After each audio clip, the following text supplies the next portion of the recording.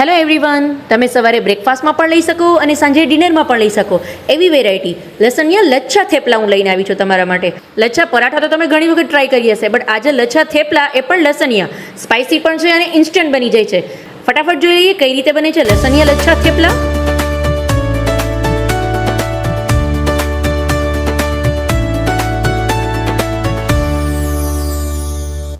લસણિયા લચ્છા થેપલા એ પણ હેલ્ધી વર્ઝનમાં આજે આપણે બનાવીએ છીએ. તો એના માટે મેં ઘઉંનો લોટ લીધેલો છે. અત્યારે 2 વાટકા જેટલો ઘઉંનો લોટ લીધેલો છે.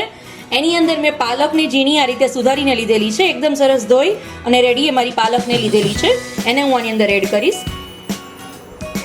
તમે પાલકની સાથે સાથે મેથી પણ એડ કરી શકો છો, બટ અત્યારે હું ખાલી એકલી પાલક જ યુઝ કરું છું. તમે મેથી પણ એડ કરી શકો છો. હવે થેપલાના લોટની અંદર આપણા જે ઘરના રેગ્યુલર મસાલા હોય છે એનો જ આપણે યુઝ કરશું. અડધી ચમચી જેટલી હિંગ એડ કરું છું, અડધી ચમચી જેટલી હળદર પાવડર, 1 ચમચું જેટલું કાશ્મીરી લાલ મિર્ચ પાવડર અને સ્વાદ પ્રમાણે મીઠું.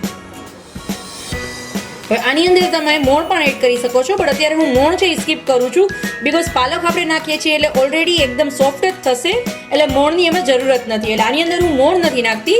જરૂર પ્રમાણે થોડો પ્રમાણમાં પાણી એડ કરી અને આનો એકદમ સરસ એક સોફ્ટ આપણે લોટ બાંધી લેશું. એકદમ સરસ સોફ્ટ મેં લોટ બાંધીને રેડી કરી લીધો છે. હવે આના હું તમને લસણિયા લચ્છા થેપલા કઈ રીતે બને છે એ બતાવું છું. નોર્મલ પહેલા એનું આપણે એક થેપલું બનાવી લેશું.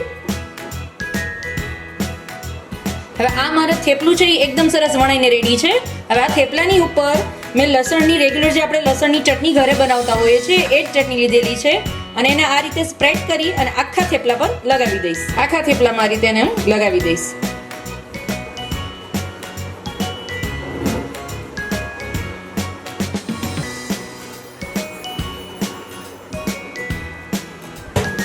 આની ઉપર હું મારું જે રેગ્યુલર આ સેમ એ જ સાઈઝનું બીજું થેપલું બનાવીને મેં રાખેલું છે એને આની ઉપર આ રીતે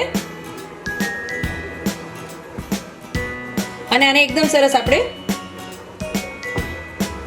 બંનેને ચોંટાડી દેશું.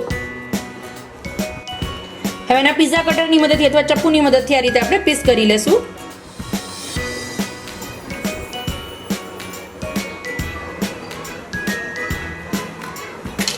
અને એને આ રીતે આપણે રાઉન્ડ શેપ.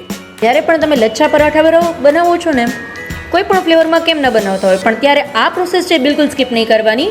હવે અત્યારે હું લસણિયા લચ્છા પરાઠા બનાવું છું, તો એમાં લસણની ચટણીની અંદર ઘી અથવા તેલ કોઈ પણ એક વસ્તુ એડ કરી અને એને પેસ્ટ જેવું નોર્મલ લિક્વિડ ફોર્મમાં બનાવી અને એને હું થેપલાની ઉપર લગાવીશ અને પછી એનો રોલ આ રીતે બનાવીશ.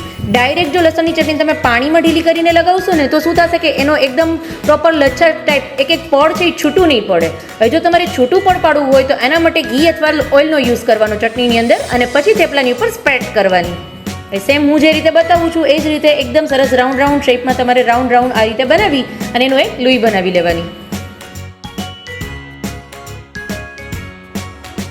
આ રીતે 3 મેં એક લુઈ બનાવીને ફરી પાછું રેડી કરી લીધા છે. એને નોર્મલી આ રીતે હાથની મદદથી આ રીતે પ્રેસ કરી અને ફરી પાછું આપણે એનું થેપલું બનાવી લેશું.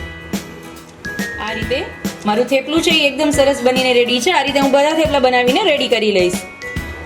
જો તમે કેટલું સરસ લાગે છે મારા થેપલા. બધા થેપલા મેં આ રીતે બનાવીને રેડી કરી લીધા છે.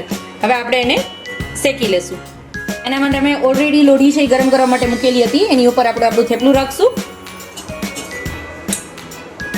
જે રીતે નોર્મલી આપણે થેપલા બનાવીએ છીએ પણ એમાં કંઈક નવી વેરાયટી આપણે ટ્રાય કરવી હોય થેપલાની, તો આ વેરાયટી જરૂરથી ટ્રાય કરજો, બીકોઝ આ લચ્છા થેપલા પણ છે, સાથે સાથે લસણિયા સ્પાઇસી પણ છે, તો ખૂબ જ મજા પડી જશે. ટ્રાવેલિંગમાં જ્યારે પણ તમારે થેપલા આ ટાઈપના કરીને લઈ જવા હોય તો ખૂબ જ મજા પડી જશે. હવે એને આપણે બટરથી હું શેકું છું. તમે ઓઇલ અથવા ઘી તમને જેની સાથે પણ પસંદ હોય એની સાથે તમે શેકી શકો છો. હું એને બટરથી શેકું છું. જો તમને મારો વિડીયો પસંદ આવ્યો હોય તો પ્લીઝ મારી ચેનલને લાઇક, શેર અને સબસ્ક્રાઇબ કરવાનું ના ભૂલતા, એટલે મારા અવનવા વિડીયોની નોટિફિકેશન સૌથી પહેલાં તમારા સુધી પહોંચે.